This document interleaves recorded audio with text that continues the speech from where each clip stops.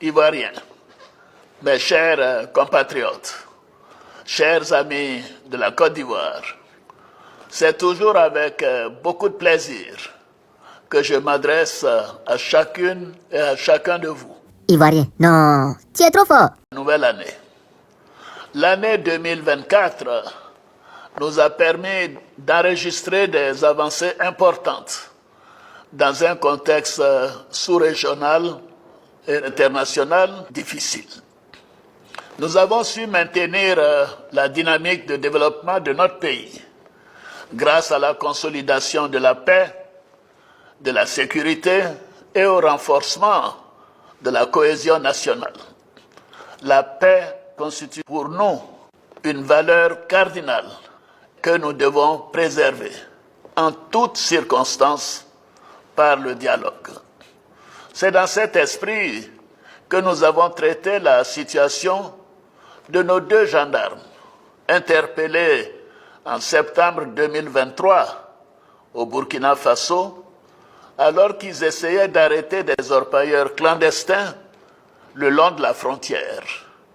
Je me félicite que la voie du dialogue que nous avons choisie ait permis leur retour en Côte d'Ivoire pour le bonheur de leur famille.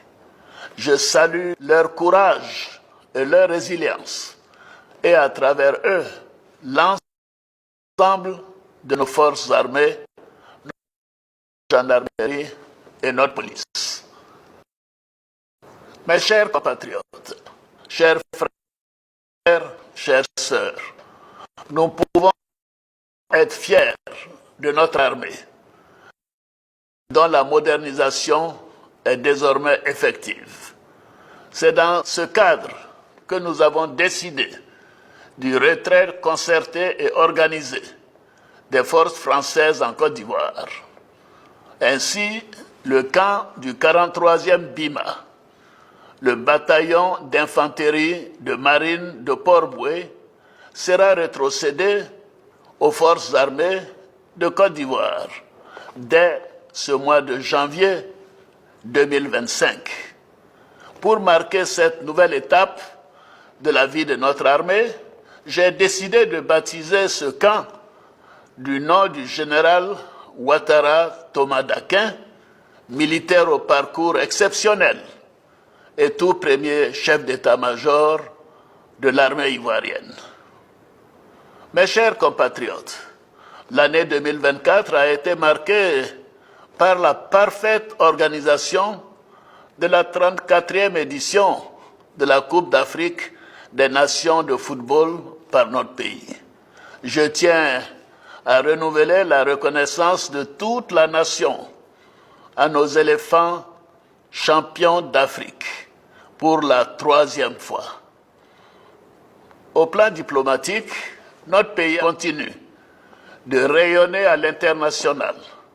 Depuis le 4 décembre 2024, le savoir-faire lié à la fabrication de notre attiéké est inscrit sur la liste du patrimoine culturel immatériel de l'UNESCO.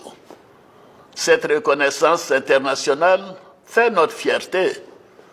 Je me réjouis également d'avoir été choisi par l'UNESCO en qualité de protecteur du prix Félix Houphouët-Boigny pour la recherche de la paix. Je continuerai d'œuvrer pour le rayonnement de ce prix, ainsi que pour la promotion des valeurs de paix que nous a léguées notre père fondateur, le président Félix Houphouët-Boigny. Par ailleurs, notre compatriote Zénab Bansé vient de battre le record Guinness du plus long marathon de cuisine, une première en Afrique francophone.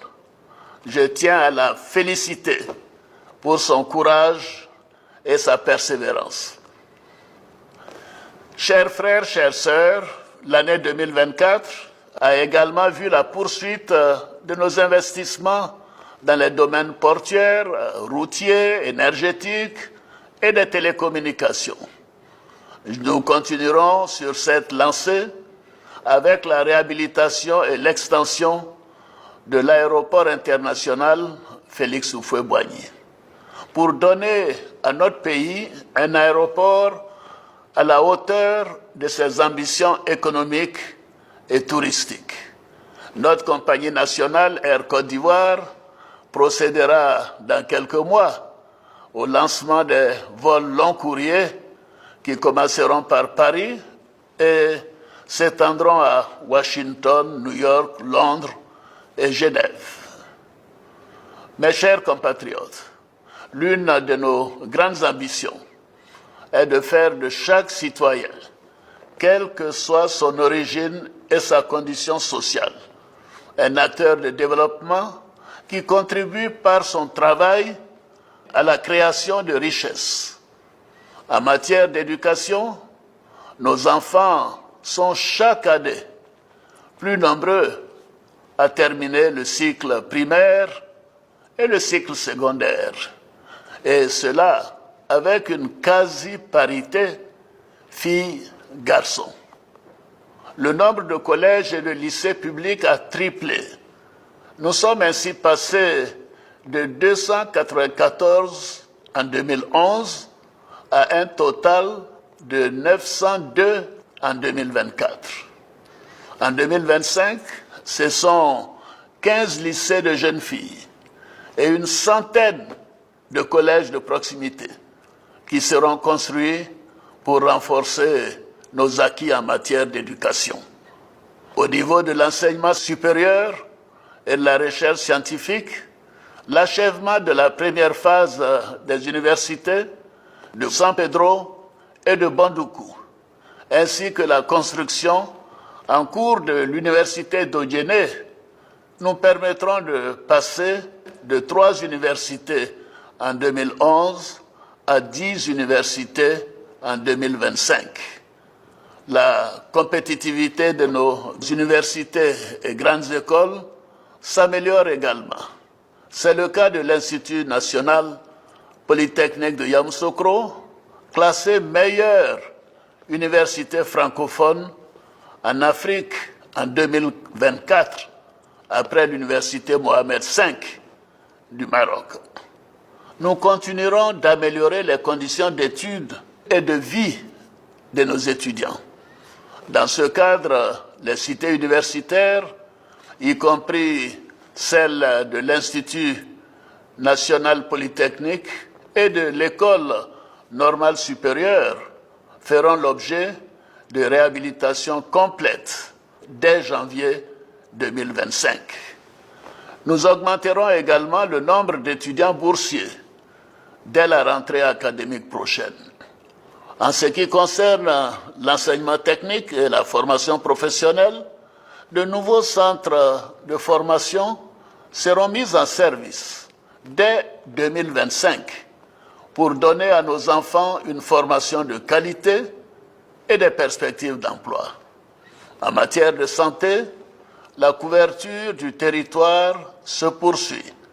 Désormais, 80% des populations vivent à moins de 5 km des centres de santé, contre 66% en 2011.